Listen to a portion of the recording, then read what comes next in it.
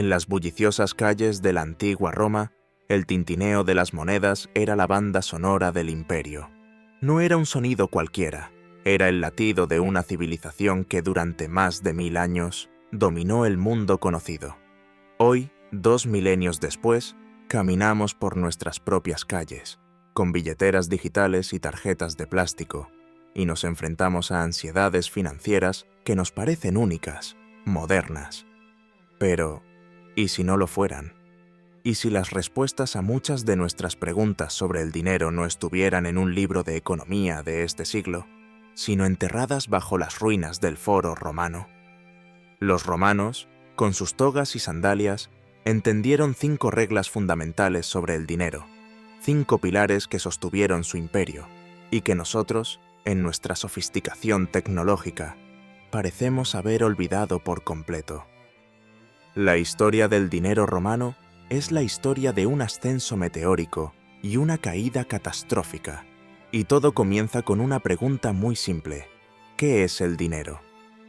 Para nosotros es un número en una pantalla, un trozo de papel con la promesa de un banco central. Para un romano de la República, la respuesta era mucho más tangible. Sostenía en patín en su mano un denario, una moneda de plata que pesaba aproximadamente 4,5 gramos. No era una promesa de valor, era el valor en sí mismo. Su primera regla, la más importante y la que sostiene a todas las demás, era que el dinero debía tener un valor intrínseco. Durante casi 200 años, el denario era plata pura en un 95%. Podías fundirlo y seguirías teniendo plata valiosa. Era real, era honesto. Esta honestidad monetaria fue el cimiento sobre el que se construyó la confianza de un imperio. Un legionario en Britania sabía que el denario que recibía como paga valía lo mismo que el que usaba un comerciante en Egipto. Pero, ¿cómo algo tan sólido y fiable pudo desmoronarse?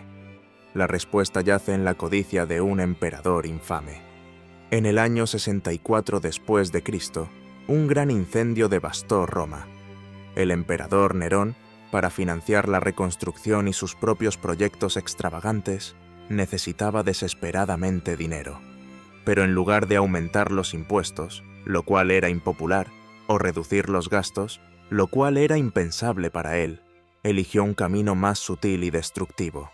Tomó los denarios existentes, los fundió y les añadió una pequeña cantidad de cobre. Luego, acuñó más monedas con la misma cantidad de plata que antes, pero ahora distribuidas en un mayor número de piezas. Cada nueva moneda se veía y se sentía casi igual, pero su contenido de plata había bajado del 95% a cerca del 90%. Había creado dinero de la nada, diluyendo el valor de cada moneda en circulación. Fue el nacimiento de una idea que nos persigue hasta hoy. ¿No es acaso lo que hacen nuestros gobiernos cuando imprimen dinero sin respaldo, diluyendo el valor de nuestros ahorros? Nerón abrió la caja de Pandora. Los emperadores que le siguieron aprendieron la lección. Si necesitas dinero, simplemente degrada la moneda. Trajano, considerado uno de los buenos emperadores, redujo la plata al 85%. Marco Aurelio, el filósofo estoico, la bajó al 75%. Septimio Severo la dejó en apenas un 50%. Imagina la situación. En poco más de 100 años, la moneda principal del imperio había perdido la mitad de su valor real. La gente no era tonta. Empezaron a darse cuenta. Un panadero que antes vendía una hogaza de pan por un denario, ahora pedía 2, porque sabía que esos denarios no eran los de sus abuelos. Los precios comenzaron a subir, primero lentamente, luego de forma descontrolada. Este fenómeno, que hoy llamamos inflación, no era un concepto económico abstracto para los romanos. Era el pan costando el doble, el aceite el triple, y los ahorros de toda una vida evaporándose. Pero la caída fue aún más vertiginosa. Durante la crisis del siglo III, una época de caos, guerras civiles y emperadores asesinados uno tras otro, la degradación de la moneda se convirtió en una política de Estado desesperada. Para el año 268, El denario, esa orgullosa moneda de plata, contenía menos del 0,5% de plata. Era básicamente una pieza de bronce con un ligero baño plateado que se desprendía con el uso. El dinero del imperio se había convertido en una mentira. ¿Y qué sucede cuando el dinero deja de ser confiable? La sociedad se fractura. La gente recurrió al trueque, intercambiando trigo por cerámica, vino por herramientas. El comercio a larga distancia, la sangre del imperio, se colapsó. ¿Por qué enviar un cargamento de grano de Egipto a Roma a cambio de monedas que podrían no valer nada al llegar? El imperio se volvió hacia adentro. Se fragmentó en economías locales y de subsistencia. La primera regla había sido violada, y las consecuencias fueron devastadoras. El dinero ya no era un depósito de valor, era un trozo de metal sin confianza. Nos deja con una pregunta inquietante. Si nuestra moneda no está respaldada por nada tangible, como el oro o la plata, ¿qué impide que siga el mismo camino que el denario? ¿En qué se basa realmente la confianza que depositamos en nuestro dinero? La violación de la primera regla condujo directamente a la segunda, una que los primeros romanos entendían profundamente, pero que sus sucesores ignoraron para su perdición. La segunda regla era: evita la deuda insostenible, tanto a nivel personal como estatal. En los primeros días de la República, el endeudamiento se veía con recelo. Era una forma de esclavitud voluntaria. Un ciudadano que debía dinero no era verdaderamente libre. El Estado, por su parte, era increíblemente austero. Las guerras se financiaban con impuestos directos y el botín de las conquistas, no con préstamos masivos. Se gastaba lo que se tenía. Era un sistema simple y brutalmente efectivo. Pero a medida que Roma crecía, también lo hacían sus apetitos. Se necesitaban ejércitos más grandes, acueductos más largos, juegos más espectaculares. Y cuando los ingresos no eran suficientes, los emperadores, en lugar de reducir gastos, empezaron a pedir prestado.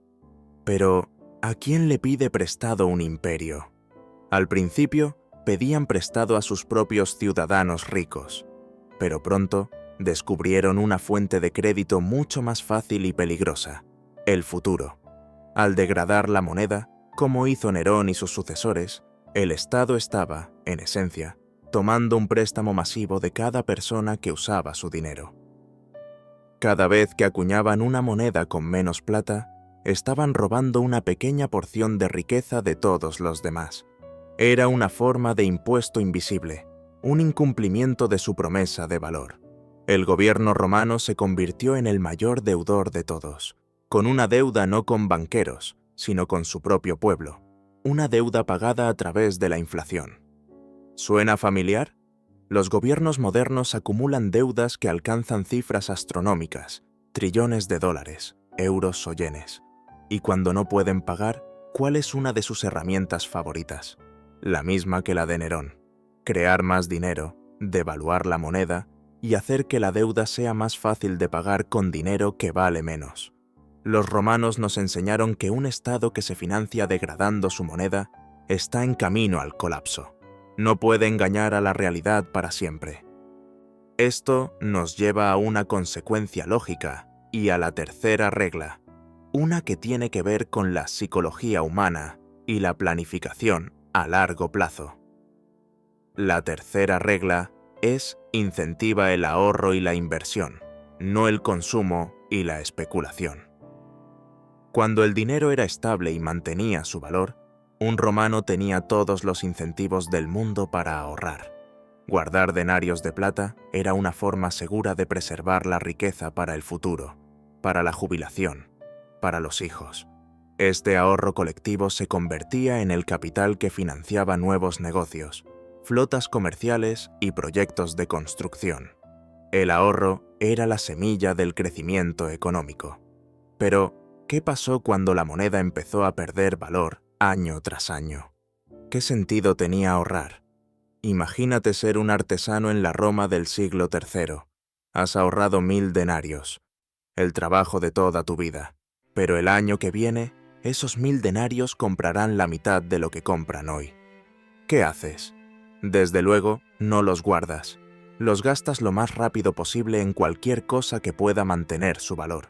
Tierras, propiedades, joyas, cualquier bien tangible. O, peor aún, te dedicas a la especulación, tratando de adivinar qué bien subirá de precio más rápido que la devaluación de la moneda. La economía se transforma de una de producción e inversión a una de consumo frenético y especulación desesperada. La gente deja de pensar en el futuro a largo plazo. La pregunta ya no es ¿cómo puedo construir algo que dure?, sino ¿cómo puedo proteger lo que tengo hasta mañana? Este cortoplacismo erosiona los cimientos de la sociedad. ¿No vemos ecos de esto hoy en día?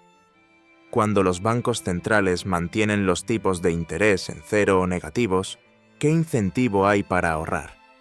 El mensaje es claro: gasta ahora, endeúdate ahora, porque ahorrar no tiene recompensa.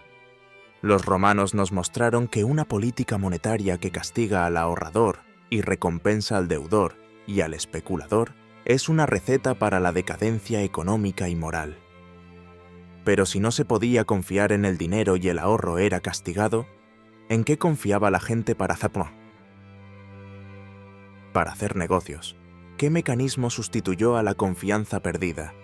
La respuesta nos lleva a la cuarta regla, una que es menos sobre monedas y más sobre la estructura de la sociedad. La cuarta regla es: mantén un sistema fiscal simple, justo y predecible. Al principio, el sistema de impuestos romano era relativamente sencillo. Había un impuesto sobre la tierra, un impuesto de capitación y aranceles sobre las mercancías. Eran predecibles. Un ciudadano sabía cuánto debía y podía planificar en consecuencia. Esto proporcionaba una estabilidad que fomentaba la actividad económica. Pero a medida que el Estado se desesperaba por obtener ingresos para pagar a un ejército cada vez más grande y a una burocracia hinchada, el sistema fiscal se convirtió en un monstruo. Los impuestos se volvieron arbitrarios y confiscatorios. Los recaudadores de impuestos, a menudo contratistas privados, tenían un inmenso poder y eran conocidos por su corrupción, extorsionando a los ciudadanos por mucho más de lo que debían. La situación se volvió tan insostenible que muchos pequeños agricultores, incapaces de pagar los impuestos, abandonaron sus tierras. Preferían convertirse en siervos de un gran terrateniente, trabajando para él a cambio de protección contra los recaudadores de impuestos del emperador. Esto condujo a la concentración de la tierra en manos de unos pocos aristócratas y a la destrucción de la clase media de pequeños propietarios que había sido la columna vertebral de la República. El sistema fiscal se había convertido en un arma del Estado contra sus propios ciudadanos. La gente hacía todo lo posible por evitarlo, trabajando en la economía sumergida, ocultando sus bienes. La complejidad y la injusticia del sistema ahogaron la iniciativa privada. ¿Por qué trabajar duro y arriesgarse en empezar un negocio si el recaudador de impuestos se llevaría una parte impredecible y aplastante de tus ganancias? La lección es clara. Cuando el sistema fiscal se vuelve demasiado complejo, opresivo e impredecible, la gente deja de producir y el motor económico se gripa. Nos obliga a preguntarnos si nuestros propios sistemas fiscales, con miles y miles de páginas de regulaciones que nadie entiende completamente, no están creando una carga similar, sofocando la innovación en favor de la evasión y la elusión fiscal. Hemos visto cómo la degradación de la moneda, la deuda insostenible, el castigo al ahorro y un sistema fiscal depredador erosionaron el imperio desde dentro. Pero hay una quinta y última regla, quizás la más filosófica, que lo une todo. Es la regla que explica por qué se tomaron todas estas malas decisiones en primer lugar. La quinta regla es: el poder económico debe estar separado del poder político. En la República Romana, aunque no era una democracia en el sentido moderno, el poder estaba distribuido. El Senado, los cónsules, los tribunos. Existían controles y equilibrios. Ningún individuo tenía el poder absoluto para, por ejemplo, devaluar la moneda a su antojo. La acuñación de monedas era una función relativamente estable y supervisada. Sin embargo, con el ascenso de los emperadores, el poder político y el poder sobre el suministro de dinero se concentraron en una sola persona. El emperador se convirtió en el Estado, y el tesoro del Estado se convirtió en su billetera personal. Si Nerón quería construir un palacio dorado, podía hacerlo devaluando el dinero de todos los demás. Si Caracalla quería duplicar el sueldo del ejército para asegurar su lealtad, podía hacerlo reduciendo el contenido de plata de las monedas a la mitad. No había nadie que pudiera detenerlos. El monopolio del Estado sobre la creación de dinero se convirtió en la herramienta definitiva de tiranía y control. Les permitió financiar guerras interminables y comprar la lealtad de las masas con pan y circo, todo sin tener que pasar por el doloroso proceso de subir los impuestos abiertamente. Era el poder absoluto corrompiendo absolutamente, y la moneda fue su principal víctima. Esta concentración de poder nos deja con la pregunta más profunda de todas. En nuestro mundo, los bancos centrales, aunque supuestamente independientes, son creaciones del Estado. Tienen el monopolio absoluto sobre la creación de dinero. Pueden fijar los tipos de interés, imprimir billones de la nada y devaluar la moneda con solo pulsar un botón. ¿Hemos aprendido realmente la lección de Roma? ¿O simplemente hemos creado un sistema más sofisticado y opaco para hacer exactamente lo mismo, concentrando un poder inimaginable sobre la economía en manos de unos pocos tecnócratas no elegidos? La historia de Roma no es solo una crónica de emperadores y legiones, es una advertencia de 2000 años de antigüedad. Nos muestra que la prosperidad de una sociedad está indisolublemente ligada a la honestidad de su dinero. Cuando un imperio olvida que el dinero debe ser un depósito de valor, que la deuda tiene consecuencias, que el ahorro es la base de la prosperidad, que los impuestos deben ser justos y que el poder sobre el dinero no debe ser absoluto, se embarca en un camino de autodestrucción. Las ruinas del Foro no son solo piedras antiguas, son un monumento a 5 reglas económicas olvidadas, esperando que finalmente prestemos atención. La pregunta final no es qué les pasó a los romanos, sino si estamos prestando atención a la historia que ellos escribieron para nosotros con el ascenso y la caída de su moneda. Profundicemos en el desmoronamiento de esa primera y más sagrada regla. El dinero debe ser real. El proceso no fue una explosión, sino una lenta enfermedad que consumió el cuerpo del imperio durante 250 años. Cuando Nerón raspó ese primer 5% de plata del denario, no provocó disturbios en las calles. De hecho, es probable que la mayoría de la gente ni se diera cuenta. Las nuevas monedas parecían idénticas, pero el veneno ya estaba en el sistema. La verdadera pregunta no es por qué Nerón lo hizo, sino por qué funcionó, al menos por un tiempo. Funcionó por la memoria. La gente aceptaba los nuevos denarios porque recordaban lo que los denarios habían valido durante generaciones. Confiaban en la reputación de la moneda romana. Pero, ¿cuánto tiempo puede sobrevivir una reputación cuando la realidad que la sustenta ha sido traicionada?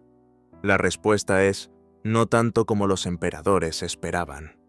Cada vez que un nuevo emperador llegaba al poder, a menudo a través de la violencia, se enfrentaba al mismo problema: un tesoro vacío y un ejército que exigía una recompensa, un donativo, para asegurar su lealtad.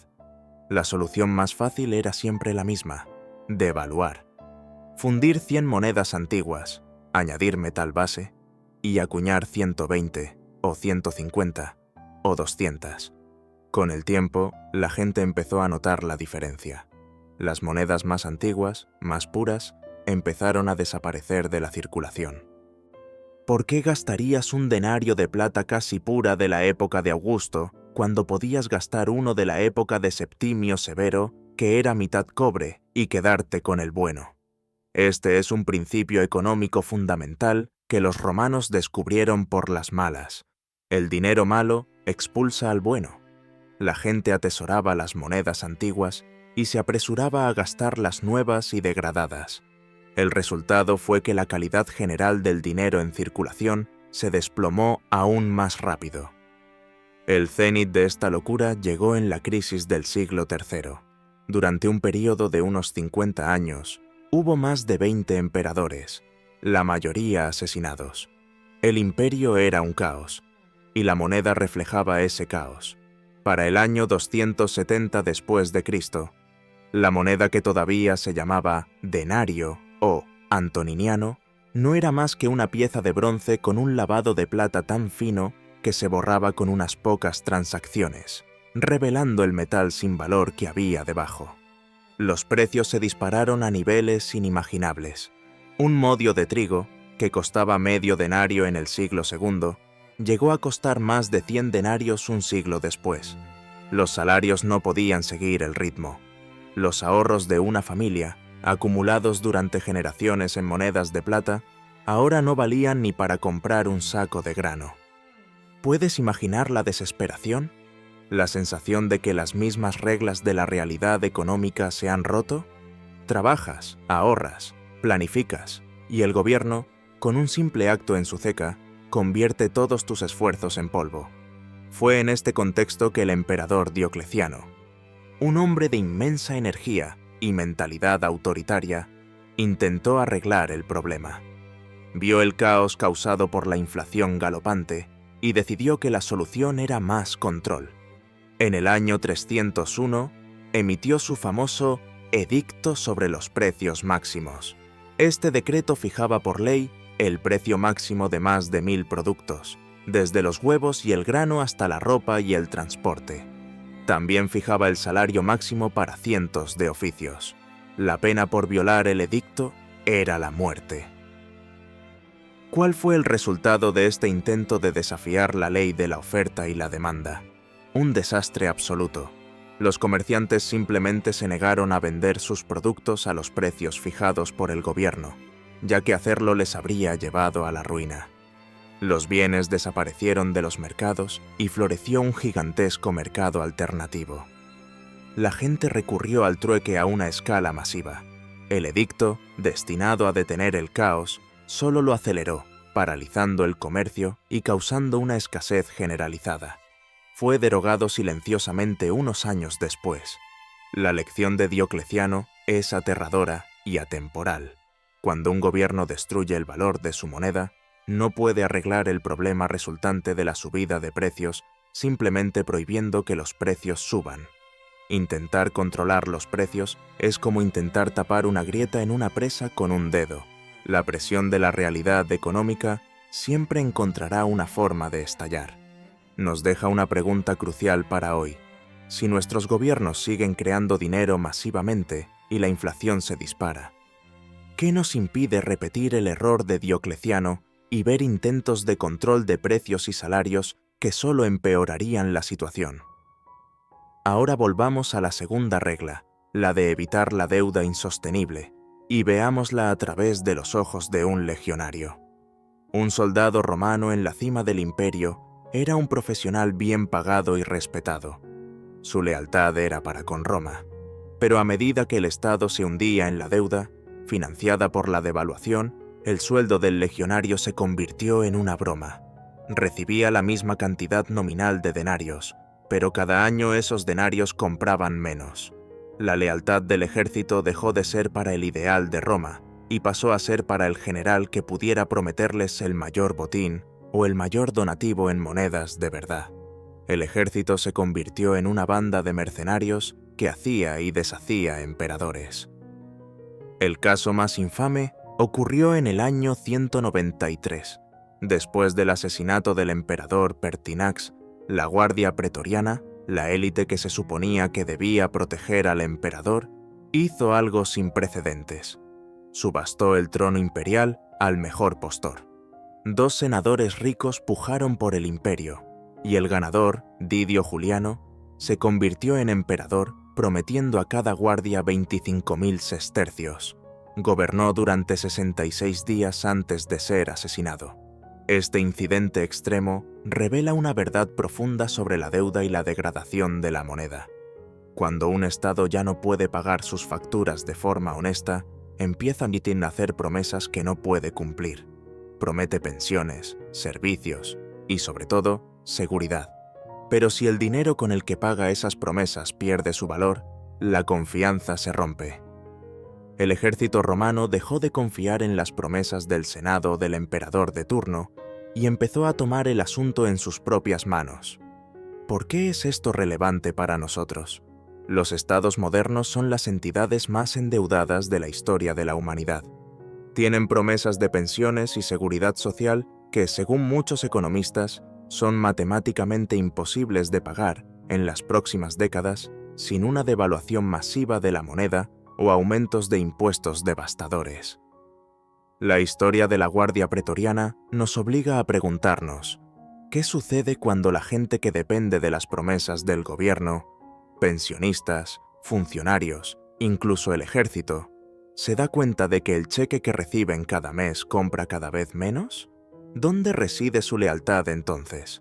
La estabilidad de una nación no solo depende de su poder militar, sino de la solidez de sus promesas financieras. Para entender la tercera regla, la que incentiva el ahorro sobre el consumo, imaginemos la vida de un comerciante de aceite de oliva llamado Cayo, que vive en la Roma de principios del siglo II, bajo el emperador Trajano. La moneda es relativamente estable. Cayo trabaja duro, vende su aceite y cada semana guarda una pequeña bolsa de denarios de plata. Su objetivo es, en 10 años, comprar un olivar más grande en la Baética, en Hispania, para expandir su negocio familiar y dejar un legado a sus hijos. El ahorro es lógico. Su dinero mantendrá su valor. Su esfuerzo se traduce en un futuro mejor y más próspero. El sistema le anima a pensar a largo plazo. Ahora, avancemos 150 años. El nieto de Cayo, llamado Lucio, ha heredado el negocio, pero vive en un mundo diferente. La moneda que recibe por su aceite pierde valor casi a diario. Si guarda los denarios que gana, sabe que en un año valdrán la mitad. Ahorrar se ha convertido en una estupidez, un acto de autosabotaje financiero. Entonces, ¿qué hace Lucio? Tan pronto como recibe un pago, corre a gastarlo. No compra cosas que necesita, sino cosas que podrían mantener su valor mejor que el dinero. Compra una estatua de mármol, aunque no tenga dónde ponerla. Compra una pequeña parcela de tierra rocosa e inútil en las afueras de la ciudad. Compra joyas exóticas de Oriente. No está invirtiendo para producir más, está especulando para sobrevivir. Su horizonte temporal se ha reducido de una década a una semana, o incluso a un día. Toda su energía mental no se dedica a mejorar su negocio de aceite de oliva, sino a jugar un juego imposible contra la devaluación de la moneda. La historia de Lucio es la historia de la muerte del futuro. Cuando una sociedad castiga el ahorro, destruye la capacidad de sus ciudadanos para planificar y construir a largo plazo. Multiplica a Lucio por millones y tendrás una economía paralizada. Nadie emprende proyectos a largo plazo como la construcción de un nuevo acueducto, un nuevo barco mercante o la mejora de un sistema de riego, porque es imposible calcular los costes y los beneficios en una moneda que es una ciénaga. La economía se vuelve frenética, superficial y centrada únicamente en el presente. ¿No es este el peligro de nuestras políticas de tipos de interés cercanos a cero? Al hacer que el ahorro en una cuenta bancaria sea inútil, se empuja a la gente a gastar o a asumir riesgos cada vez mayores en el mercado de valores o en activos especulativos, inflando burbujas y creando una economía frágil y dependiente del consumo inmediato. Los romanos nos enseñan que la prosperidad sostenible no se construye sobre el gasto frenético, sino sobre la base sólida del capital acumulado a través del ahorro paciente. La pregunta que nos plantea la historia de Lucio es: ¿estamos construyendo una civilización para el futuro o simplemente estamos tratando de sobrevivir hasta el próximo ciclo económico? Esto nos lleva de vuelta a la implacable lógica de la cuarta regla y el sistema fiscal. La degradación de la moneda no solo era una forma de impuesto oculto, sino que también obligaba al Estado a crear impuestos cada vez más explícitos y brutales. Como el dinero que recibía el gobierno en impuestos valía cada vez menos, necesitaba recaudar más y más monedas para cubrir sus gastos. Esto creó una espiral de muerte fiscal. Los impuestos sobre la tierra se volvieron tan altos que, como mencionamos, muchos agricultores simplemente no podían pagarlos. Pensemos en el drama humano detrás de esta decisión. Un hombre cuya familia ha trabajado la misma parcela de tierra durante generaciones, una tierra que es su identidad y su único medio de vida, se ve obligado a abandonarla y entregársela a un aristócrata local a cambio de protección. Pierde su propiedad, su libertad y su dignidad, todo por un sistema fiscal diseñado para alimentar a un Estado insaciable. Pero el ingenio romano para la recaudación no se detuvo ahí. El gobierno instituyó la anona, un impuesto pagado no en dinero sin valor, sino en especie. Los agricultores estaban obligados a entregar una parte significativa de su cosecha directamente al Estado. El gobierno necesitaba grano real para alimentar a Roma y al ejército, no monedas de bronce.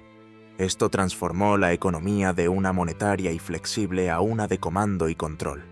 La burocracia necesaria para recaudar, almacenar y transportar estos bienes era gigantesca y, por supuesto, corrupta. Un funcionario podía confiscar el grano de un agricultor con el pretexto de los impuestos y luego vender una parte en el mercado alternativo para su propio beneficio. La gente vivía con un miedo constante al recaudador de impuestos. Este sistema no solo era injusto, sino increíblemente ineficiente. Destruyó la motivación para producir más allá de la subsistencia.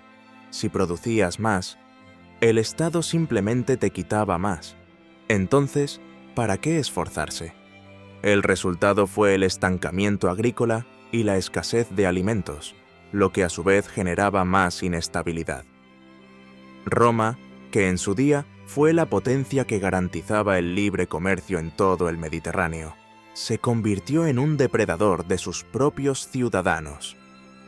Nos enfrentamos a una pregunta inquietante.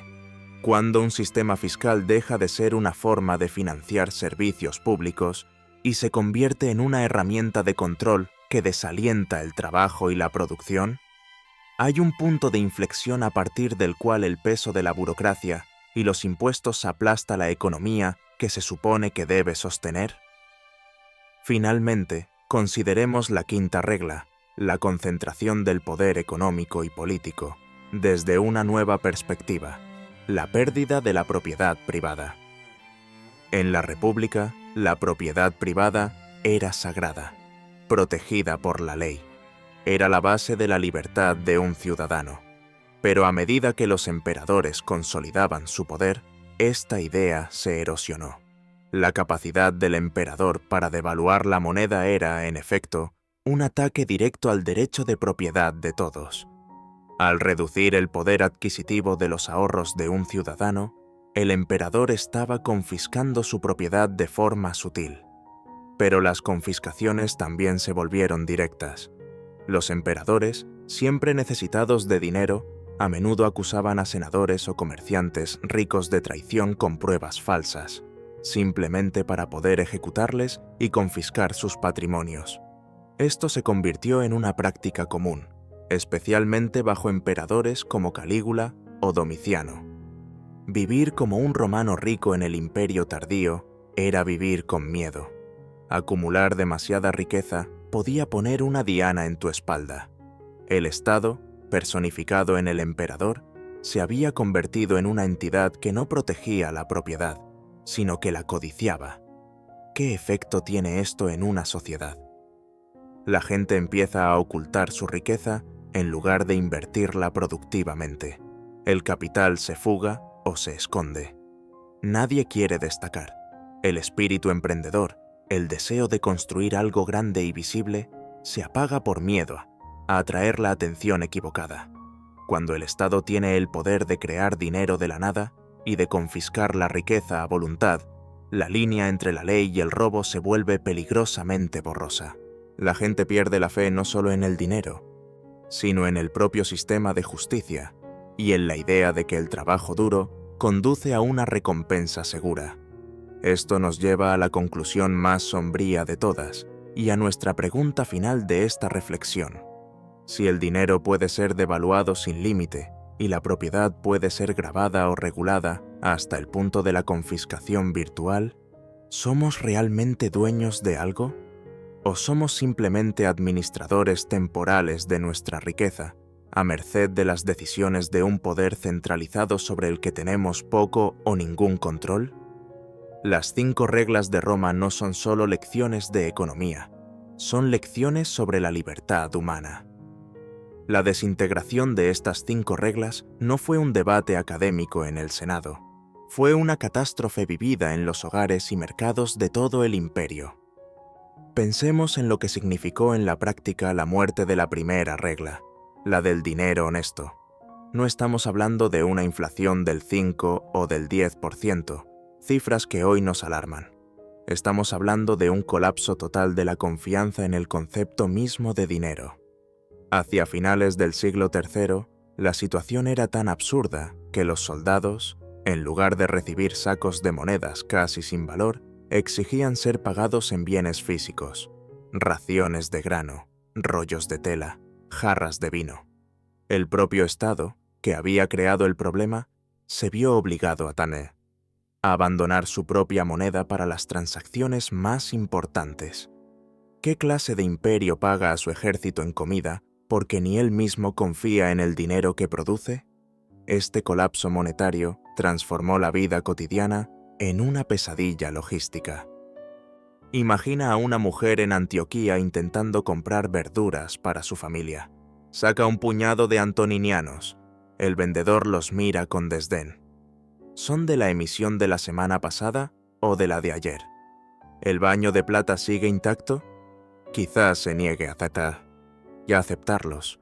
O quizás pida una cantidad tan astronómica que la mujer necesitaría un carro para llevar las monedas. Lo más probable es que el vendedor diga: «No quiero tus monedas. ¿Tienes algo para intercambiar? ¿Un par de sandalias? ¿Algo de cerámica?». Cada simple compra se convertía en una negociación compleja y agotadora. La economía, que había sido un flujo dinámico y eficiente gracias a una moneda común, se revirtió a un estado primitivo de trueque. ¿Y cómo se paga un servicio con el trueque? ¿Cómo le paga un abogado a su médico? ¿Le da asesoramiento legal a cambio de un tratamiento? ¿Y si el médico no necesita un abogado? La especialización y la división del trabajo, los motores de cualquier sociedad avanzada, se desmoronaron. Todos se vieron obligados a convertirse en comerciantes de todo y expertos en nada. La respuesta del Estado a este caos, como vimos con Diocleciano, fue la tiranía. Pero el edicto de precios fue solo el principio. Los emperadores tardorromanos, enfrentados a un colapso total de los ingresos y a la parálisis del comercio, llegaron a una solución escalofriante, una que ataca el núcleo mismo de la libertad individual. Si la gente ya no respondía a los incentivos económicos porque el dinero no tenía sentido, el Estado los obligaría a trabajar por decreto. Se introdujeron leyes que ataban a las personas a sus profesiones. Si eras hijo de un panadero, estabas legalmente obligado a ser panadero. Si tu familia era dueña de barcos, tenías la obligación perpetua de transportar grano para el Estado. La libertad de elegir tu propio camino en la vida, de buscar tu vocación, desapareció. El Estado te decía qué serías, dónde trabajarías y cuánto ganarías. La sociedad se osificó. Se convirtió en un sistema de castas basado en la profesión. ¿Por qué se llegó a este extremo? Porque un sistema económico basado en el dinero libre y honesto es un sistema que funciona con la cooperación voluntaria. Cuando el Estado destruye esa base, la única herramienta que le queda para organizar la sociedad es la fuerza. Esto nos lleva a una pregunta aterradora. ¿Es posible que una crisis económica severa, provocada por la mala gestión monetaria, pueda conducir a la pérdida no solo de la riqueza, sino de nuestras libertades más fundamentales, incluido el derecho a elegir nuestra propia profesión? Observemos más de cerca la convergencia de la segunda y la cuarta regla, la deuda insostenible y el sistema fiscal depredador. El Estado romano tardío era una máquina de extracción de riqueza, pero a medida que la economía se contraía, la base imponible se reducía. Había menos comercio que gravar, menos granjas productivas que tasar. Sin embargo, los gastos del Estado no hacían más que aumentar. Se necesitaba un ejército cada vez más grande para hacer frente a las incursiones bárbaras y a las constantes guerras civiles, y una burocracia cada vez más hinchada para administrar el complejo sistema de control e impuestos. Era como intentar sacar cada vez más agua de un pozo que se estaba secando. Los recaudadores de impuestos se volvieron más y más agresivos. Utilizaban la tortura y el encarcelamiento para extraer hasta la última moneda o el último saco de grano de la población. Esta presión fiscal insoportable tuvo una consecuencia no deseada que redibujó el mapa social de Europa. La gente empezó a huir, no solo los pequeños agricultores que abandonaban sus tierras, artesanos, comerciantes e incluso funcionarios municipales de las ciudades, que eran personalmente responsables de recaudar los impuestos de su distrito y tenían que cubrir cualquier déficit con su propio dinero, empezaron a abandonar sus puestos y a huir al campo. Pero, ¿a dónde iban? Buscaban la protección de los únicos que tenían poder para resistir al recaudador de impuestos imperial, los grandes senadores y terratenientes. Estos magnates vivían en enormes villas fortificadas, los precursores de los castillos medievales. Tenían sus propias milicias privadas, crearon economías locales autosuficientes dentro de sus vastos dominios o latifundios. Ofrecían a los fugitivos un trato. Ven a trabajar mi tierra.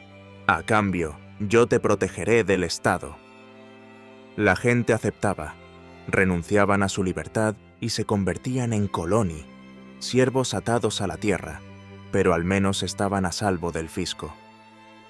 El Imperio Romano no se desintegró solo por la presión externa, se deshizo desde dentro, dividiéndose en miles de pequeños feudos. El poder pasó del gobierno central a los señores locales. El mundo medieval no nació después de la caída de Roma. Nació dentro del propio imperio agonizante, como una consecuencia directa de su suicidio económico. ¿No es una ironía trágica que un Estado que se volvió tan poderoso y opresivo para mantenerse a sí mismo, acabó provocando que su propia gente buscara refugio en un sistema que lo haría irrelevante? Y esto nos devuelve a la quinta regla, la concentración del poder, y a su manifestación final. El emperador del Imperio tardío no era como Augusto, un primero entre iguales, que mantenía la ficción de la República. Era un dominus, un señor y dios absoluto. Su voluntad era la ley. Esta concentración de poder no era solo una cuestión de ego, era una necesidad percibida para mantener unido un imperio que se desmoronaba. Si la economía es un caos, si la sociedad se está fracturando, la tentación de un poder centralizado y autoritario se vuelve casi irresistible. El emperador se convirtió en el planificador central de todo. Decidía los precios, las profesiones, los impuestos, la distribución de alimentos. Pero, ¿puede un solo hombre, o un pequeño grupo de burócratas, gestionar la complejidad infinita de una economía de millones de personas? La respuesta romana es un rotundo no. Cada intervención creaba nuevos problemas que requerían nuevas intervenciones, en una espiral de control creciente e ineficacia desastrosa. El sistema se volvió tan rígido y frágil que perdió toda capacidad de adaptación. Cuando las tribus germánicas cruzaron el Rin en el año 406, se encontraron con un imperio que era una cáscara vacía. Las legiones estaban mal pagadas y desmoralizadas. La infraestructura se estaba desmoronando por falta de mantenimiento. La población local, aplastada por los impuestos y despojada de su libertad, a menudo veía a los bárbaros no como invasores, sino como libertadores. En muchos casos, los recibieron con los brazos abiertos, esperando que cualquier gobierno fuera mejor que el de los recaudadores de impuestos romanos. La estructura económica que había permitido a Roma conquistar y administrar el mundo se había convertido en su mayor debilidad. Ya no creaba prosperidad, la destruía, ya no fomentaba la lealtad, la extinguía. La caída final del Imperio Romano de Occidente en el 476 no fue un evento repentino, sino la certificación de defunción de un paciente que llevaba 2 siglos muriendo de una enfermedad económica autoinfligida. La historia de estas 5 reglas nos deja con una lección fundamental sobre la relación entre el dinero, el poder y la libertad. El dinero sano y honesto actúa como un freno al poder del Estado. Si un gobierno tiene que financiar sus gastos con impuestos directos a sus ciudadanos o pidiendo prestado en un mercado libre, su poder está limitado por la capacidad productiva de su economía. Pero si puede crear dinero de la nada, ese freno desaparece. Puede financiar guerras, programas sociales masivos y burocracias gigantescas sin tener que pedir permiso o recursos directamente a la población. Puede hacerlo a través del impuesto sigiloso de la inflación. La degradación de la moneda no es solo una política económica, es una herramienta de poder político. Es la puerta de entrada a la expansión ilimitada del Estado. Los romanos nos enseñan que la batalla por un dinero honesto es, en última instancia, la batalla por una sociedad libre. Nos obliga a cuestionarnos. La aparente facilidad con la que nuestros gobiernos crean billones de unidades monetarias es un signo de nuestra sofisticación económica o una repetición del error más fatal de Roma, un error que finalmente pone en peligro no solo nuestra prosperidad, sino también nuestra libertad. Para comprender la profundidad de esta caída, debemos abandonar la vista panorámica del imperio y descender al nivel de la vida de una persona común. Pensemos en Aurelia, una tejedora que vive en la Galia del siglo IV. Su abuela, hace 100 años, usaba denarios de plata para comprar lana. Esos denarios eran ahorros, una promesa tangible de futuro. Pero Aurelia vive en una economía del caos. El dinero que recibe, si es que recibe dinero, es un nummus de bronce, diminuto y casi sin valor. La mayor parte de su trabajo lo hace para el Gynetheum, el taller textil estatal. No le pagan un salario en el sentido que entendemos. Le dan raciones de comida y tela para su propia ropa. Su vida está dictada por las cuotas de producción impuestas por un burócrata imperial al que nunca ha visto. No tiene posibilidad de innovar, de crear un tejido de mejor calidad para venderlo a un precio más alto. No hay mercado para eso. Solo existe la demanda implacable del Estado. ¿Cuál es su motivación para trabajar más duro o mejor? Ninguna. Su único objetivo es cumplir la cuota para evitar el castigo. La historia de Aurelia es la historia de la aniquilación del espíritu humano. La economía romana, que en su apogeo había sido un hervidero de emprendimiento, donde un liberto podía amasar una fortuna con el comercio de vino, o un artesano podía hacerse famoso por la calidad de sus mosaicos, se había convertido en un sistema estancado de servidumbre económica. La gente no trabajaba para mejorar su vida o la de sus hijos, sino por miedo al castigo del Estado. Este es el resultado final cuando se rompen las 5 reglas. No es solo un colapso económico, es un colapso moral. La esperanza, la ambición y la creatividad se extinguen. ¿Por qué arriesgarse hasta empezar algo nuevo si el éxito será castigado con impuestos confiscatorios o, peor aún, con la atención depredadora del Estado? ¿Por qué ahorrar para el futuro si el dinero será worthless? ¿Por qué construir algo para las próximas generaciones si la sociedad misma parece no tener futuro? La apatía se convirtió en la estrategia de supervivencia dominante, y una sociedad apática es una sociedad que ya ha muerto por dentro, mucho antes de que las murallas de la ciudad sean derribadas por un ejército enemigo. Esta parálisis económica tuvo consecuencias directas y visibles en el paisaje físico del imperio. Durante los primeros siglos, las ciudades romanas eran maravillas de la ingeniería y el arte. Se construían anfiteatros, acueductos, termas y templos a un ritmo asombroso. El comercio floreciente y un sistema monetario estable proporcionaban la riqueza y el capital necesarios para estos proyectos a gran escala.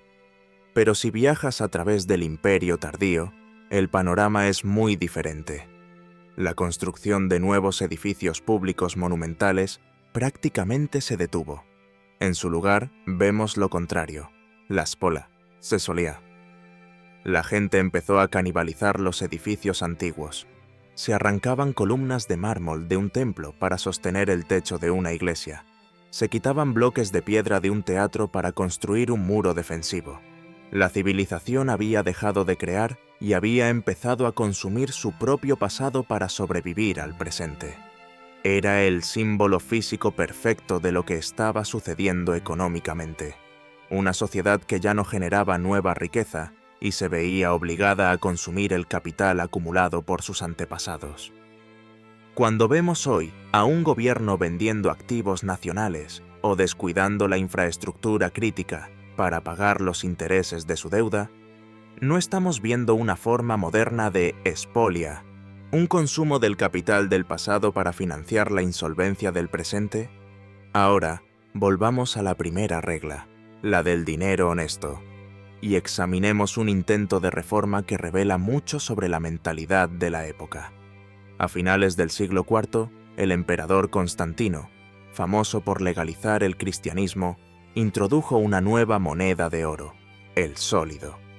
A diferencia de las monedas de plata y bronce, el sólido era de oro casi puro y mantuvo su peso y pureza durante siglos. ¿Resolvió esto el problema? En absoluto. De hecho, lo empeoró. El sólido se convirtió en la moneda de la élite, los altos funcionarios del gobierno, los generales y los aristócratas ricos. Ellos pagaban y recibían pagos en oro sólido y confiable. Mientras tanto, la gente común, los soldados rasos, los artesanos y los campesinos, se quedaron con las monedas de bronce devaluadas y sin valor, cuya inflación continuó sin cesar. El sistema monetario se dividió en dos: un circuito de dinero sólido y honesto para los ricos y poderosos, y un circuito de dinero basura inflacionario para todos los demás.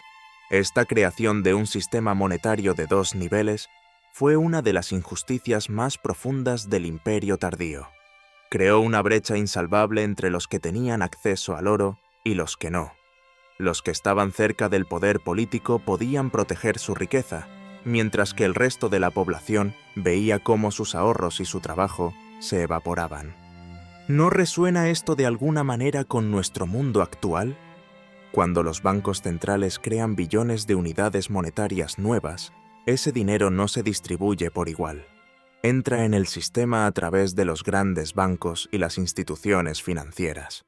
Los primeros en recibirlo, los que están más cerca del grifo monetario, pueden gastarlo antes de que sus efectos inflacionarios se sientan en toda la economía. Se benefician comprando activos como acciones o bienes raíces a precios antiguos. Para cuando ese dinero llega al ciudadano medio en forma de salarios más altos, si es que llega, los precios de los alimentos, la vivienda y la energía ya han subido. Es una transferencia masiva y sigilosa de riqueza desde la gente común hacia la élite financiera y política. La historia del sólido de Constantino es una advertencia de que la reforma monetaria, que solo beneficia a los de arriba, no es una solución, sino una forma de afianzar la desigualdad y la injusticia.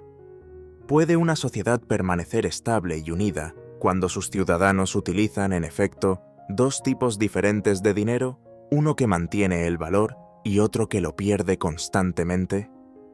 Analicemos la tercera regla, la del incentivo al ahorro, desde el punto de vista del conocimiento y la tecnología. El mundo romano temprano fue un período de notable innovación. Desarrollaron el hormigón, perfeccionaron los arcos y las cúpulas, construyeron redes de carreteras que duraron 1000 años.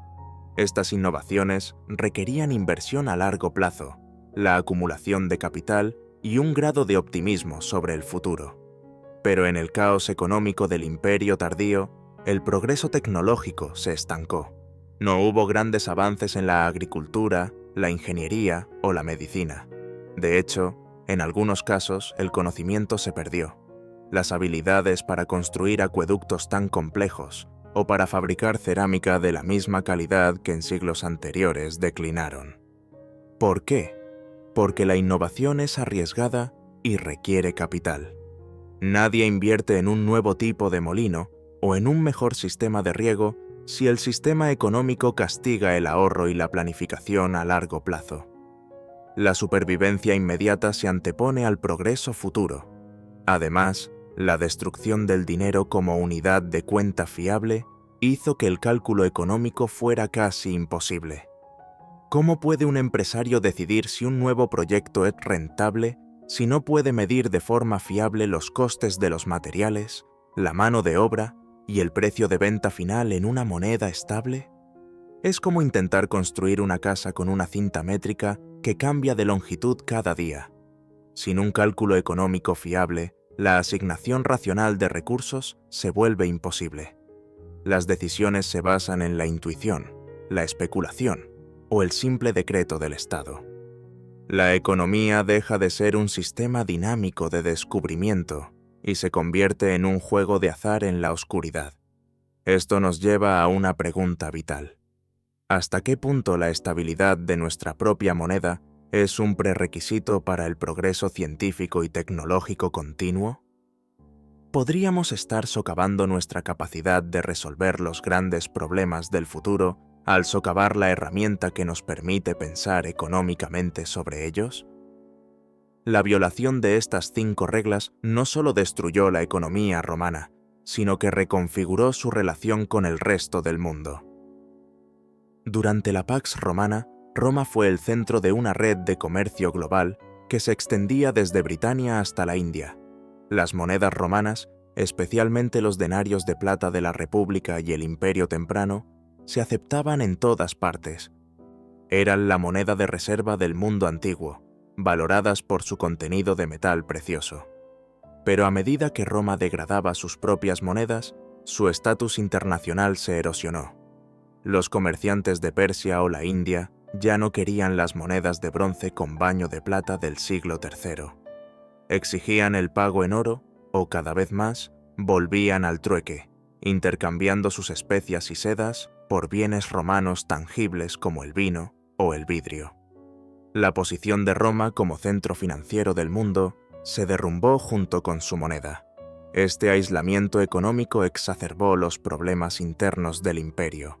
Ya no podía importar fácilmente los bienes que necesitaba o exportar sus excedentes para generar riqueza. Se vio obligado a depender cada vez más de sus propios recursos, que estaban disminuyendo debido a la mala gestión fiscal y económica. La lección para nosotros es clara. El estatus de una nación como potencia mundial está intrínsecamente ligado a la confianza en su moneda. Si una nación abusa de su posición y devalúa su moneda para pagar sus deudas internas, el resto del mundo acabará por darse cuenta y buscará alternativas. La historia de Roma sugiere que el privilegio de tener la moneda de reserva mundial no es un derecho permanente, sino una responsabilidad que, si se traiciona, puede perderse con consecuencias geopolíticas catastróficas. Nos obliga a preguntarnos si las actuales tensiones geopolíticas y los debates sobre la desdolarización no son un eco moderno de la pérdida de confianza que sufrió la moneda romana hace casi 2 milenios. La historia parece no repetirse, pero ciertamente rima. Y la rima que nos llega desde Roma es una advertencia que ignoramos bajo nuestro propio riesgo. Profundicemos en la psique colectiva que emerge cuando estas 5 reglas se hacen añicos. La ruptura de la primera regla, el dinero real, genera algo más profundo que la incertidumbre económica. Genera cinismo. Cuando la gente ve que la institución más poderosa de su mundo, el Estado romano, les miente abiertamente en cada moneda que acuña, La confianza en todas las instituciones se erosiona. Si el gobierno miente sobre el dinero, ¿por qué creer en sus edictos, en sus promesas de justicia o en sus llamamientos al deber cívico? Este cinismo se filtró en todos los aspectos de la vida. La corrupción, que siempre había existido en Roma, se volvió endémica y descarada. Ya no era una anomalía vergonzosa, sino la forma normal de hacer las cosas. ¿Por qué ser honesto si la deshonestidad estaba institucionalizada en la propia moneda? Esta atmósfera de desconfianza envenenó las relaciones entre los propios ciudadanos. Si tu vecino te paga una deuda con monedas recién acuñadas, te sientes estafado. Si un comerciante te vende grano, sospechas que ha mezclado el buen grano con arena para aumentar su peso. El tejido social, que se basa en innumerables actos diarios de confianza, comienza a deshacerse. La gente se retrae hacia unidades más pequeñas y seguras: su familia inmediata, su clan, su pueblo. El gran proyecto de una identidad romana universal, donde un hombre de Hispania y uno de Siria se sentían parte de la misma civilización, se desvaneció. Fue reemplazado por identidades locales y tribales. ¿Cómo podía alguien confiar en un extraño de otra provincia si ni siquiera podía confiar en el dinero que ambos compartían? La destrucción de una moneda común y fiable fue un factor clave en la fragmentación psicológica del imperio, mucho antes de que se fragmentara políticamente. Nos plantea una pregunta inquietante. En una era de creciente polarización y desconfianza en las instituciones, ¿hasta qué punto la inestabilidad de nuestro sistema monetario global contribuye a este sentimiento de que las reglas del juego están amañadas y que ya no podemos confiar los unos en los otros? Ahora consideremos la segunda regla, la de evitar la deuda, y su conexión con la decadencia militar. El ejército romano tardío era muy diferente de las legiones disciplinadas y motivadas de la República o el Imperio temprano. Era más grande, más caro y, paradójicamente, menos eficaz. Gran parte del ejército ya no estaba compuesto por ciudadanos romanos, sino por mercenarios bárbaros, godos, francos, vándalos. ¿Por qué? Por varias razones interconectadas. Primero, el Estado, desesperado por conseguir hombres, encontraba más fácil y rápido contratar tribus enteras que reclutar y entrenar ciudadanos. Segundo, muchos romanos, aplastados por los impuestos y la servidumbre, habían perdido el incentivo para luchar por un imperio que los oprimía. Pero la razón más profunda fue financiera. El Estado, ahogado en deudas y con una moneda sin valor, ya no podía permitirse el tipo de ejército ciudadano que había conquistado el mundo. Pagar a mercenarios con promesas de tierra y botín, bienes reales, era a menudo más factible que pagar a legiones enteras con monedas de bronce sin valor.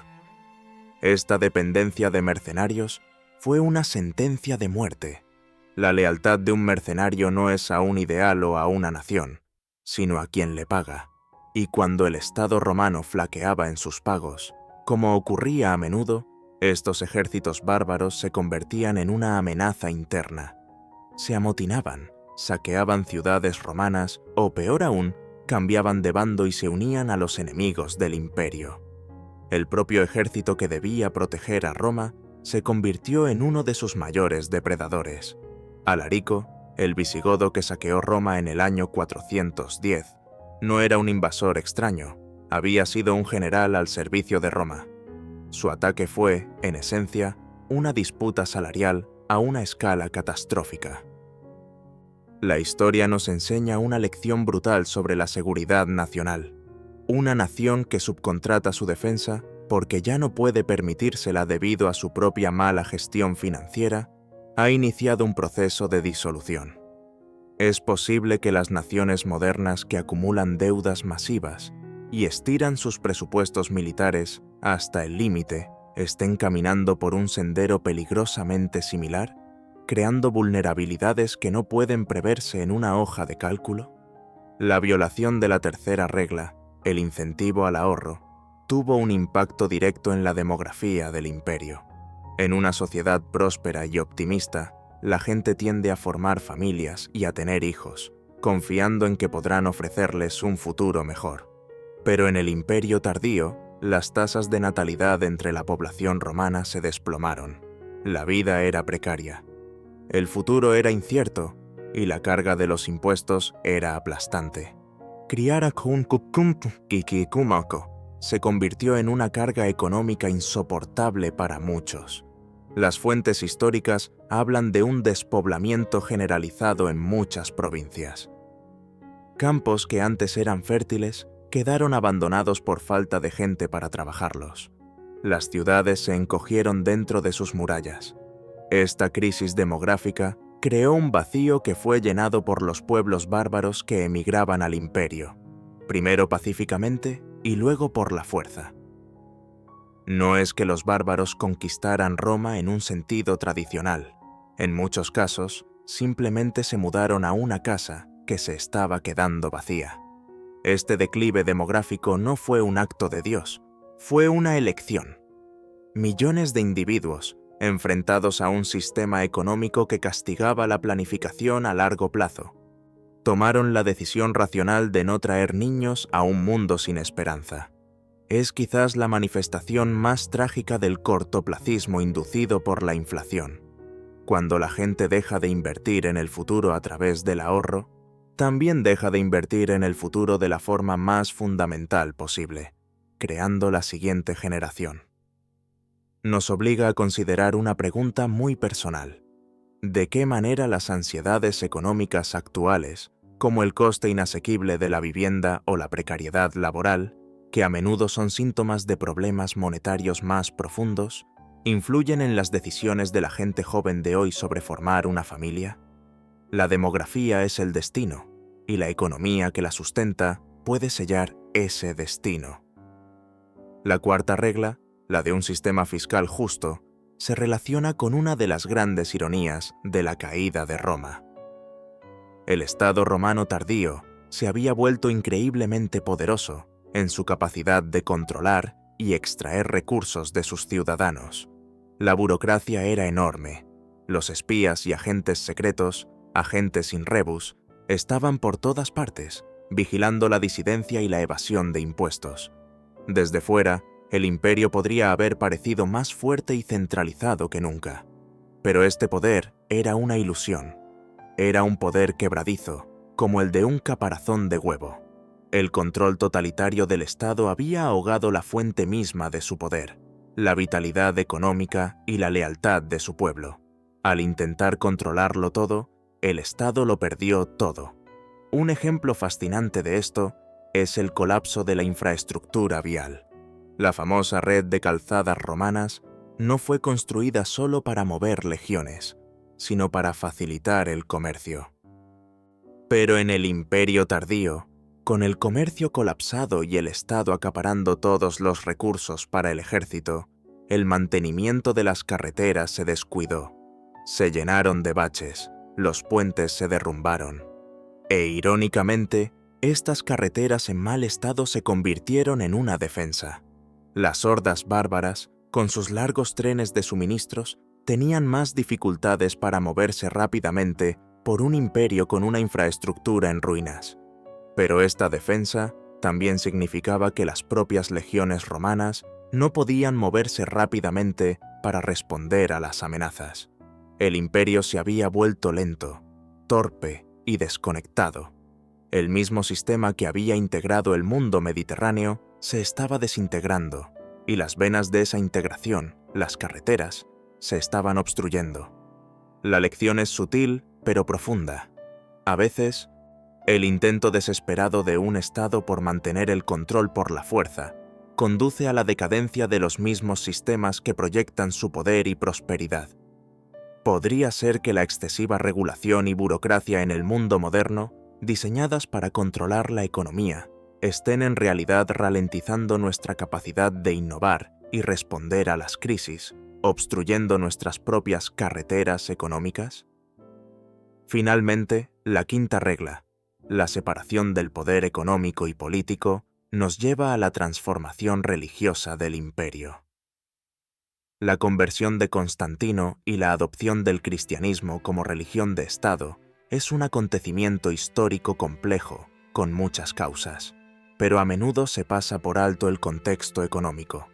La religión romana tradicional estaba profundamente entrelazada con el Estado y la prosperidad del imperio. Se hacían sacrificios a Júpiter para asegurar la victoria militar y a Ceres para garantizar una buena cosecha. Pero cuando el imperio se sumió en un siglo de caos, inflación y guerra civil, la pregunta obvia para mucha gente era: ¿dónde están nuestros dioses? ¿Por qué nos han abandonado? La religión estatal parecía haber fallado. En este vacío espiritual, el cristianismo ofrecía una narrativa poderosa y diferente. Ofrecía consuelo y esperanza no en este mundo, que parecía corrupto y condenado, sino en el más allá. Enseñaba una comunidad basada en la caridad y el apoyo mutuo, algo muy atractivo en una sociedad que se estaba volviendo despiadada y cínica. La Iglesia creó una estructura social paralela al Estado, con sus propios sistemas de bienestar para los pobres y viudas, sus propias redes de comunicación y su propia jerarquía. En muchos sentidos, la Iglesia empezó a realizar las funciones que el Estado en quiebra ya no podía cumplir. No es una coincidencia que la fe se extendiera como la pólvora durante la crisis del siglo III. El colapso económico del mundo pagano creó el terreno fértil para el triunfo de una nueva visión del mundo. No se trata de reducir un cambio espiritual profundo a una simple causa económica, sino de reconocer que las grandes transformaciones de la fe y la filosofía a menudo ocurren cuando los viejos sistemas, incluidos los económicos, demuestran ser fundamentalmente insostenibles y moralmente vacíos. La pregunta que surge es: si nuestro actual sistema económico global enfrentara una crisis de confianza similar, ¿qué nuevas ideologías, creencias o sistemas de valores podrían surgir para llenar el vacío? La historia nos muestra que cuando el pan y circo deja de funcionar, la gente empieza a buscar un significado más profundo. Pensemos en los hombres que presidieron este largo declive, los emperadores tardorromanos como Diocleciano o Constantino. Es tentador verlos como tiranos ignorantes que simplemente aceleraron la caída. Pero la verdad es más compleja y, en cierto modo, más aterradora. Ellos no eran ignorantes, eran los gestores de una bancarrota. Comprendían perfectamente que el viejo sistema se había roto sin remedio. Sus reformas, como el edicto de precios o la vinculación de las personas a sus oficios, no fueron intentos de restaurar la próspera libertad del pasado. Fueron un intento de construir un sistema completamente nuevo, un sistema de comando y control sobre las ruinas del antiguo. Se dieron cuenta de que la confianza, el software invisible que hacía funcionar la economía romana, se había borrado. Así que intentaron reemplazarla con el hardware del poder absoluto. ¿Fue su reforma un intento de salvación o simplemente la formalización del fin de la libertad económica, el reconocimiento de que la única forma de mantener el imperio unido era mediante la fuerza bruta? Para entender por qué se tomaron estas decisiones, pongámonos en la piel de un alto funcionario del Tesoro Imperial, llamémosle Flavio, en el año 250. Flavio se enfrenta a un dilema imposible. Llega un mensajero exhausto desde la frontera del Danubio. Las legiones allí no han recibido su paga en meses y amenazan con amotinarse y proclamar a su propio general como emperador, lo que significaría otra guerra civil devastadora. El tesoro está vacío. Los ingresos fiscales no llegarán hasta dentro de 6 meses. ¿Qué hace Flavio? Tiene 2 opciones. La opción correcta y a largo plazo sería admitir la insolvencia, negarse a devaluar más la moneda y enfrentarse a la guerra civil, que probablemente destruiría el imperio.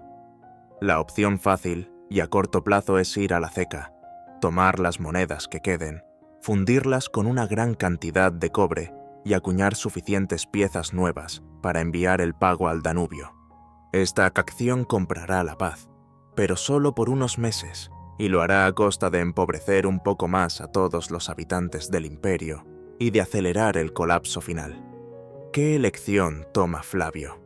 Toma la única elección que le permite sobrevivir hasta el día siguiente. Multipliquemos a Flavio por 100 y tendremos la historia de la política romana tardía, una serie interminable de decisiones racionales a corto plazo que, en conjunto, constituyeron un suicidio a largo plazo. Nos obliga a preguntarnos, ¿qué haríamos nosotros en su lugar con la supervivencia del Estado en juego de un día para otro? Nuestros propios líderes, enfrentados a crisis económicas, ¿no se ven tentados a elegir la solución fácil e inflacionaria de hoy, dejando la factura para una generación futura? Las consecuencias de las decisiones de Flavio recaen sobre hombres como Marco, un legionario que sirvió con honor bajo Marco Aurelio en las guerras marcomanas. Se retiró en el año 180 con una generosa pensión y una bolsa de denarios de plata casi pura. Compró una pequeña granja en la Toscana y planeó vivir sus últimos años en paz y prosperidad. Pero ahora es un anciano en el año 230. La bolsa de denarios que guardaba bajo su lecho, los ahorros de toda su vida, ya no pueden comprar ni un saco de grano. Las monedas son nominalmente las mismas, pero su valor ha sido robado por emperadores y burócratas a los que nunca ha conocido. ¿Cómo sobrevive Marco? Se ha vuelto desconfiado. Ignora las nuevas monedas siempre que puede. Cultiva sus propias verduras y cría sus propias gallinas. Ha vuelto a la economía de sus antepasados lejanos.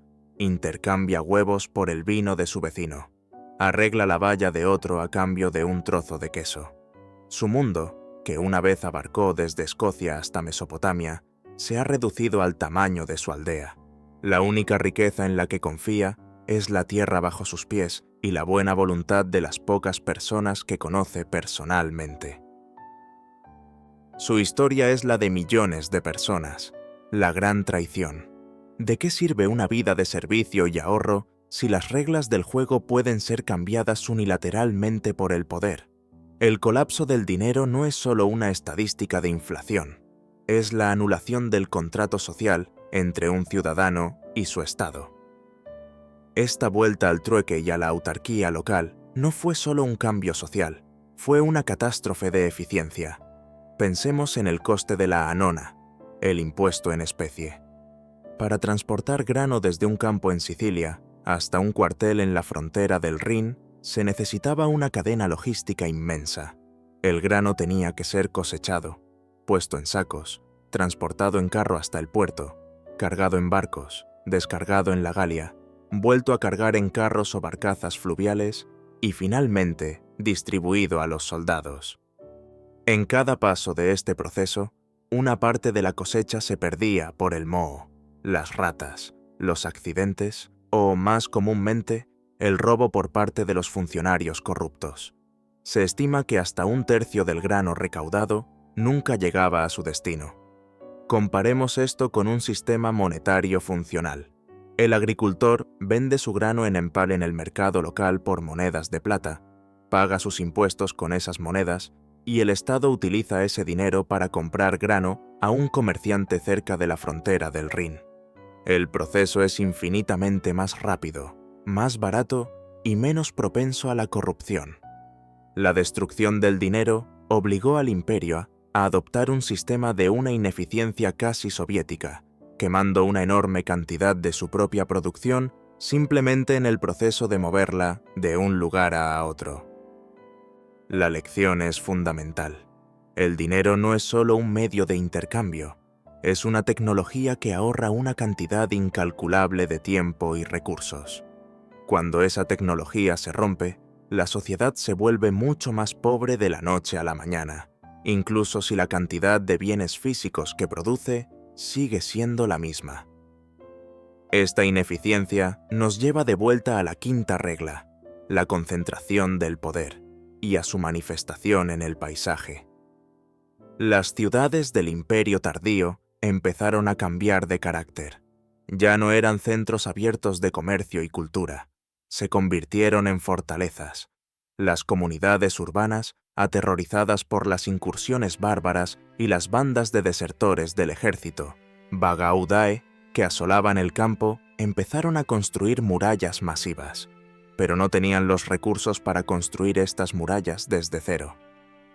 Así que hicieron lo que su economía les dictaba. Canibalizaron su propio patrimonio. Derribaron estatuas, templos y edificios públicos para reutilizar la piedra. Las murallas de muchas ciudades romanas tardías son un mosaico de capiteles de columnas, fragmentos de inscripciones y relieves de tumbas, todo ello cementado a toda prisa. Las ciudades se encogieron, abandonando los suburbios exteriores para acurrucarse detrás de estas nuevas defensas.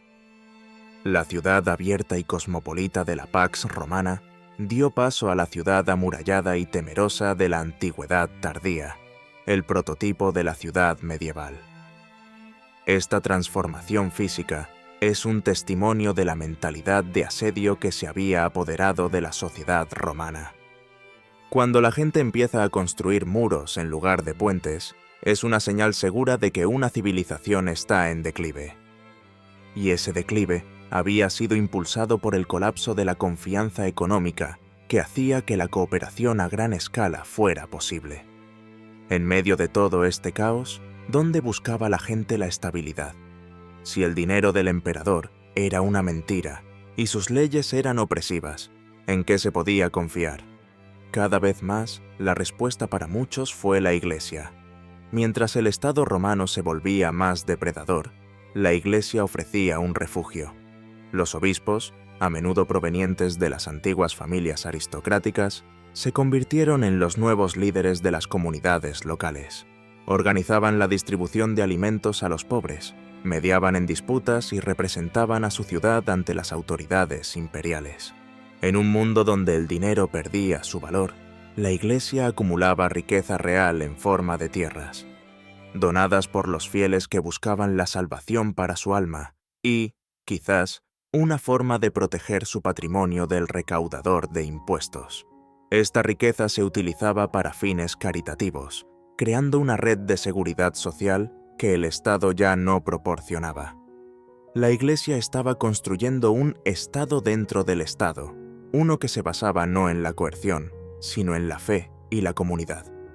El colapso de la confianza en el dinero del César preparó el camino para el aumento de la confianza en el Dios de los cristianos. La pregunta que este proceso plantea es profunda. ¿Son las instituciones económicas y las religiosas competidoras por la misma cosa, la fe de la gente en el futuro? Y cuando una falla, ¿es inevitable que la gente busque refugio en la otra? La historia de Roma sugiere que los seres humanos necesitan anclar su esperanza en algo, y si el sistema material se derrumba, buscarán un ancla espiritual. La violación sistemática de las 5 reglas del dinero tuvo una consecuencia que a menudo se pasa por alto: la destrucción del conocimiento. No estamos hablando de la quema de bibliotecas, sino de algo más sutil y corrosivo. Pensemos en la primera regla, el dinero real. Un sistema monetario estable es un sistema de información. Los precios transmiten datos cruciales sobre la escasez y la demanda en todo el imperio. Si el precio del trigo sube en Roma, es una señal para los agricultores de Egipto de que deben producir más. Si el precio del mármol baja, es una señal para los dueños de canteras de que hay un exceso de oferta. Este delicado mecanismo de señales permite que millones de personas, que no se conocen entre sí, coordinen sus actividades de manera productiva. Cuando la inflación galopante destruye la fiabilidad de los precios, es como introducir un ruido ensordecedor en este sistema de comunicación. Las señales se vuelven ininteligibles. El agricultor de Egipto ya no sabe si el aumento del precio del trigo es real o simplemente un espejismo de la devaluación de la moneda. La coordinación económica a gran escala se rompe. La sociedad se vuelve económicamente tonta. Este entorpecimiento económico se manifestó en la pérdida de habilidades especializadas. En el apogeo del imperio existían oficios muy sofisticados: fabricantes de vidrio de alta calidad, ingenieros hidráulicos, cirujanos.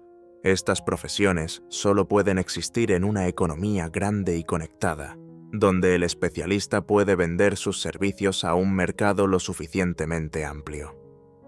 Pero a medida que el imperio se fragmentaba en economías locales de subsistencia, la demanda de estos servicios especializados se desplomó.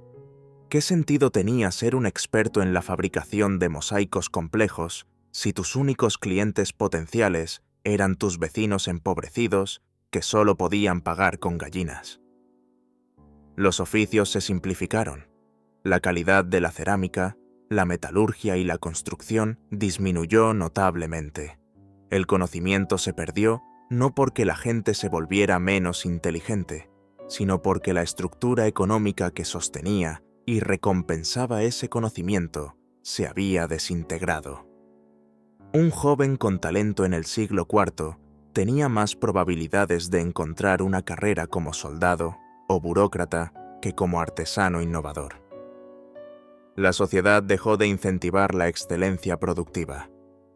Podría ser que al distorsionar las señales de precios con nuestras propias políticas monetarias, estemos, de una manera más sutil, entorpeciendo nuestra propia economía, dificultando la distinción entre la creación de valor real y la especulación financiera. Ahora conectemos la segunda regla, la de la deuda, con la degradación ambiental. El Estado romano, desesperado por obtener ingresos inmediatos para pagar sus deudas, adoptó una visión extractiva y a corto plazo de los recursos naturales. Un ejemplo claro fue la deforestación. Se talaron vastas áreas de bosque en Italia, el norte de África y el Mediterráneo oriental para construir barcos para la armada, para alimentar los hornos de las minas de plata y para proporcionar leña a las termas de las ciudades. En una economía sana, habría habido un incentivo para gestionar estos recursos de forma sostenible, pero cuando el gobierno vive al día, el futuro no importa. La necesidad de plata para acuñar monedas degradadas hoy superaba con creces cualquier preocupación por la erosión del suelo o la pérdida de bosques mañana. Las minas de plata, como las de Hispania, se explotaron de forma intensiva, utilizando mano de obra esclava en condiciones terribles y contaminando los ríos con plomo y otros metales pesados. Cuando esas minas se agotaron, el Estado simplemente se trasladó a otra parte, dejando un paisaje devastado. Esta explotación desesperada era la manifestación física de la mentalidad inflacionaria. Consumir los recursos reales lo más rápido posible, porque el futuro es incierto y el dinero no valdrá nada.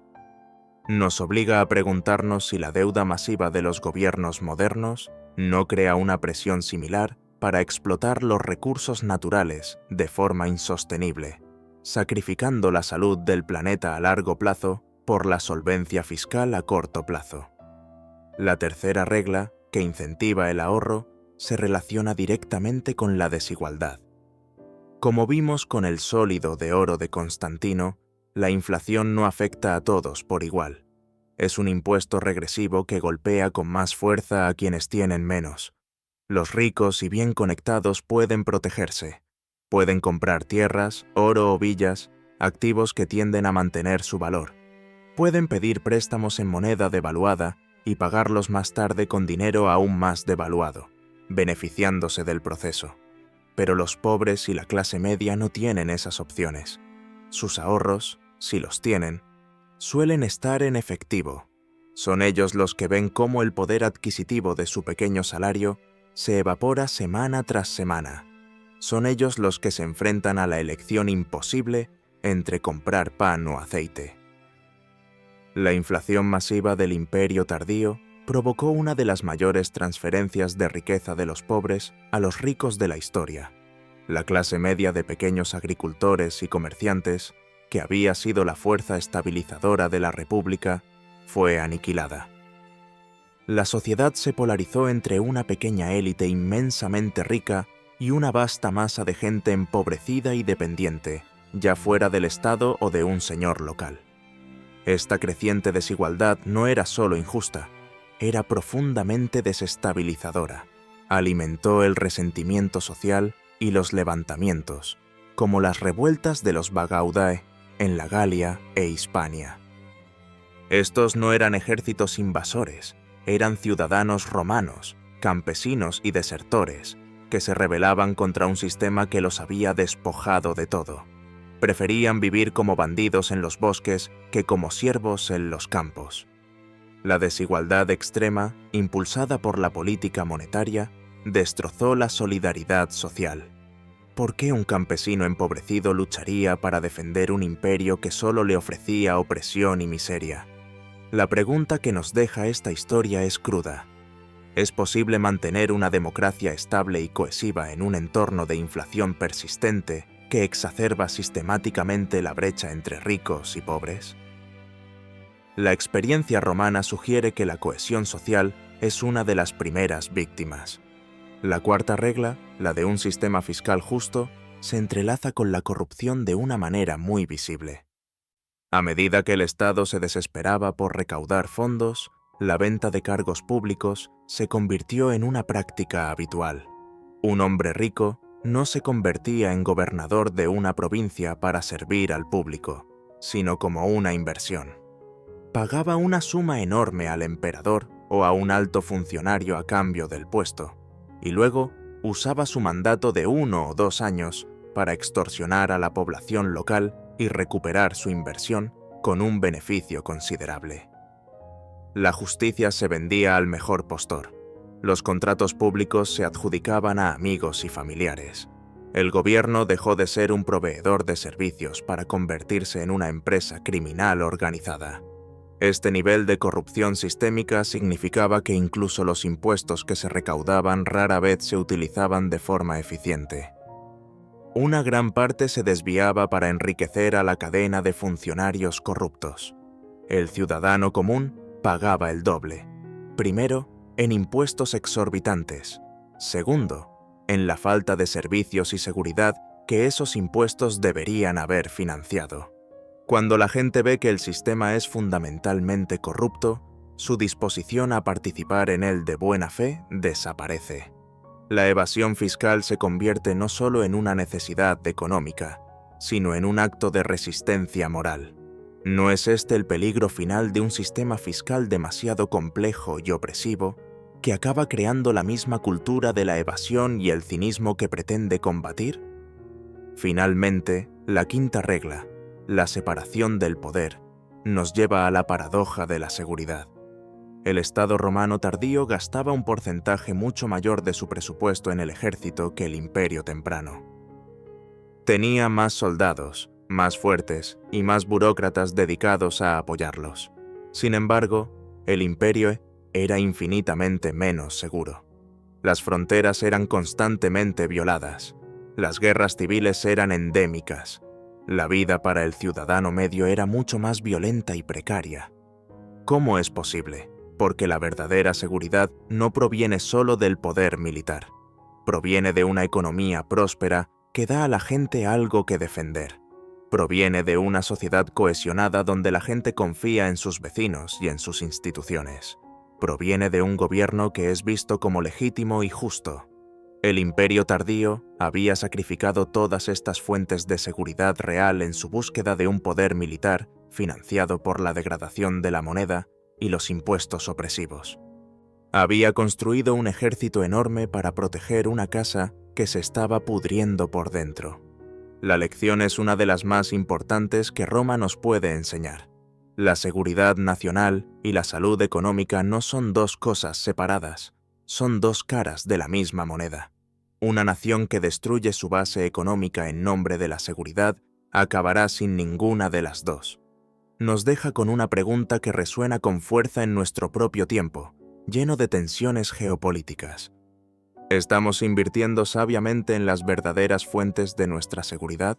¿O estamos repitiendo el error romano de construir un caparazón militar cada vez más caro alrededor de un núcleo social y económico cada vez más frágil? Las ruinas de Roma nos advierten en silencio que ningún muro es lo suficientemente alto para proteger a un imperio de sí mismo. Y así, el gran edificio del Imperio Romano Construido a lo largo de un milenio con la argamasa de la ley, la disciplina militar y, crucialmente, una moneda fiable, se desmoronó hasta convertirse en polvo. La historia de su caída no es la historia de una derrota militar repentina, sino la de una lenta y agónica enfermedad económica. Un cáncer que comenzó en la ceca imperial y que poco a poco hizo metástasis en cada aspecto de la vida. Las 5 reglas que los primeros romanos, quizás por instinto más que por teoría, entendieron también, fueron olvidadas una por una, no por un solo emperador malvado, sino por una sucesión de líderes que tomaron la salida fácil, que eligieron la supervivencia política a corto plazo por encima de la estabilidad a largo plazo. Y cada decisión, que en su momento pareció una solución pragmática a una crisis inmediata, fue un clavo más en el ataúd del imperio. Hemos viajado a través de 2 siglos de decadencia.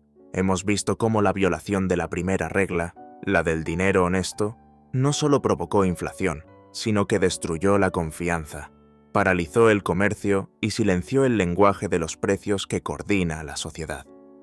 Vimos cómo el desprecio por la segunda regla, la de la deuda sostenible, convirtió al Estado en un depredador de su propio pueblo y a su ejército en una banda de mercenarios. Presenciamos cómo el castigo al ahorro, la tercera regla, aniquiló la planificación a largo plazo, estancó la innovación y transformó una economía productiva en una de especulación desesperada. Observamos cómo un sistema fiscal que ignoró la cuarta regla de la justicia y la simplicidad aplastó a la clase media, provocó la huida al campo y disolvió el imperio en feudos antes de que los bárbaros llegaran. Y finalmente, comprendimos cómo la concentración total del poder económico y político, la violación de la quinta regla, creó un Estado tan poderoso y controlador que acabó asfixiando la vitalidad misma que necesitaba para sobrevivir. ¿Qué nos dice todo esto a nosotros, los herederos lejanos de esa civilización, que caminamos por ciudades cuyos cimientos legales y filosóficos fueron puestos por Roma? Nos dice que la economía no es un juego abstracto de números en una pantalla, es el sistema operativo de la civilización, y el dinero es el lenguaje de ese sistema operativo. Cuando el lenguaje se corrompe, la comunicación falla y el sistema se bloquea. Nos enseña que las leyes de la economía son tan implacables como las leyes de la física. Un gobierno no puede crear riqueza imprimiendo dinero, de la misma manera que no puede derogar la ley de la gravedad. Puede ignorar la realidad por un tiempo, pero la realidad siempre acaba ganando, y el ajuste de cuentas suele ser brutal. Las preguntas que han surgido a lo largo de este viaje no son retóricas. Son las preguntas que deberíamos hacernos cuando miramos nuestras propias sociedades. Cuando vemos que nuestras monedas pierden poder adquisitivo año tras año, ¿no estamos escuchando el eco distante del martillo de un acuñador romano añadiendo cobre a la plata?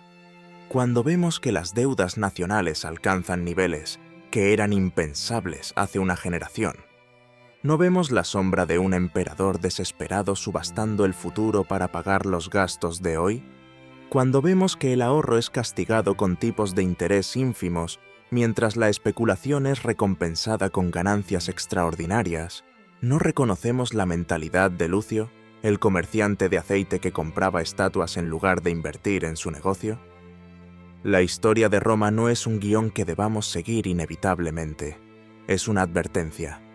Es el estudio de caso más completo y mejor documentado de la historia sobre lo que le sucede a una sociedad compleja cuando olvida los principios fundamentales de un dinero sano. Nos muestra el camino que conduce a la decadencia, no como un destino inevitable, sino como una serie de elecciones.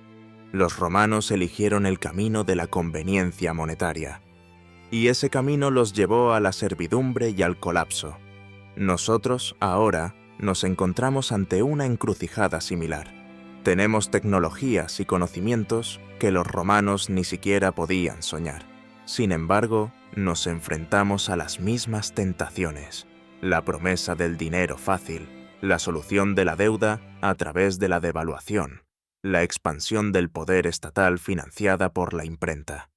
La última y más importante lección de Roma es que la libertad económica y la libertad personal son inseparables. Un gobierno que puede controlar y devaluar la moneda a voluntad tiene el poder último sobre sus ciudadanos. Puede confiscar la riqueza de forma sigilosa, puede financiar guerras sin el consentimiento popular y puede crear ciclos de auge y caída que hacen a la población dependiente de su intervención. La lucha por un dinero honesto, por el respeto a estas 5 reglas, no es una cuestión técnica para economistas. Es una cuestión fundamental para la supervivencia de una sociedad libre. Las ruinas del Foro Romano permanecen hoy bajo el sol del Mediterráneo, no como una atracción turística, sino como un monumento a una verdad eterna. Nos susurran a través de los siglos que ninguna civilización es demasiado grande para caer, que ninguna prosperidad es permanente y que la arrogancia de creer que, esta vez, es diferente, es el error más antiguo de la humanidad. La historia está escrita. Las 5 reglas están claras. La pregunta que queda, la única pregunta que importa, es si nosotros, a diferencia de los romanos, elegiremos prestar atención.